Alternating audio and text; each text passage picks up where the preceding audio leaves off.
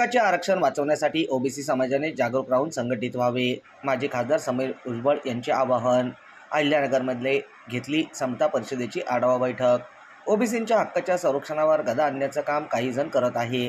यापूर्वीही असे झालेले आहे. त्यावेळी आपण सर्वांनी संघटित होऊन एकजुटीने लढा दिल्याने आपले आरक्षण वाचले आहे. आता पुन्हा काही जण मुंबईवर मोर्चा काढण्याचे इशारे देत आहे. त्यामुळे आपल्या हक्काचे आरक्षण वाचवण्यासाठी ओबीसी समाजातील सर्व जातीच्या लोकांनी अधिक जागरूक राहून संघटित व्हावे. मराठवाड्याचा दौरा केला आम्ही आणि संघटना जी आहे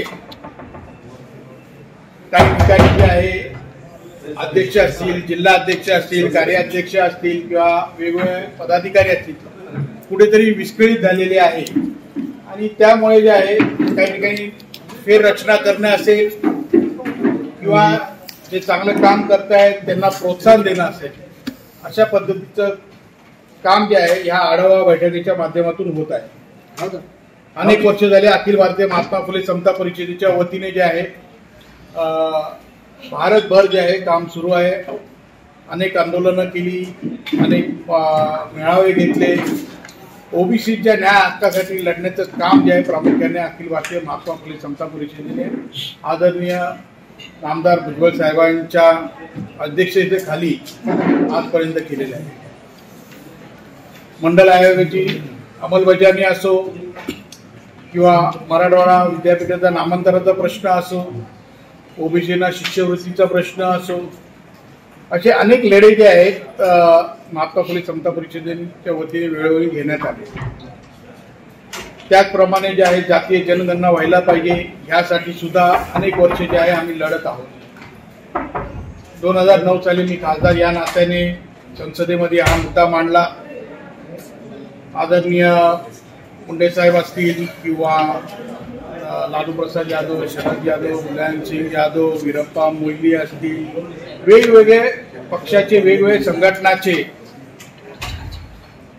ज्येष्ठ नेते मंडळींना बरोबर घेऊन संसदेत आवाज उठवण्याचं काम केलं. अनेक वेळा संसद सुद्धा त्या संदर्भामध्ये बंद पाडण्याचं सुद्धा आम्ही काम केलं. प्रणव मुखर्जी जेव्हा वित्तमंत्री होते त्या टायमाला त्यांनी जे आहे शेवटी मग त्यांना घोषणा करावी लागली की आम्ही जाती जनगणना जी आहे आम्ही करणार आहोत. ही जातीय जनगणना जी आहे सेन्सस जे आहे आपण ज्या पद्धतीने सेन्सस करतो त्या खात्या अंतर्गत ती व्हायला पाहिजे होती.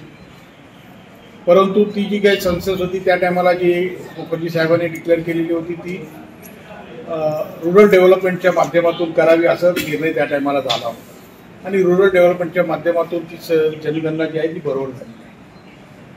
परंतु अनेक वर्षाच्या ह्या लढ्यानंतर आदरणीय पंतप्रधान मोदी साहेबांनी जे आहे एक दिलासा जो आहे ओबीसी समाजाला दिला की कुठल्याही परिस्थितीमध्ये येणाऱ्या काळामध्ये जे आहे जातनिहाय जी आहे जनगणना होणार आहे.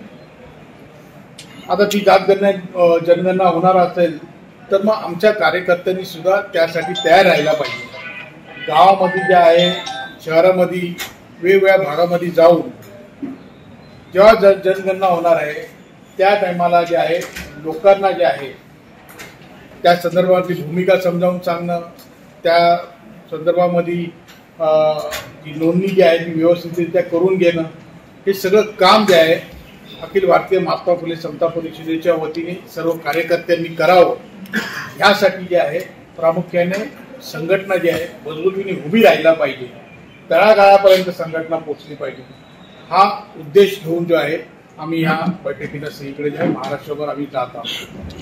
खरं म्हणजे आदरणीय भुजबळ साहेबांच्या माध्यमातून काही वर्षापूर्वी फार मोठा लढा सुद्धा दिला गेला होता जेव्हा अख्खा आरक्षणच जे आहे ओबीसीचं धोक्यात आलं होतं आणि तो लढा देत असताना अनेक जाहीर सभा झाल्या. नगरमध्ये सुद्धा फार मोठी सभा झाली आणि आज आपण बघतो की बाबा बऱ्यापैकी जे आहे जे काही आरक्षणावरची काही गदा येणार होती ती कुठेतरी थांबलेली.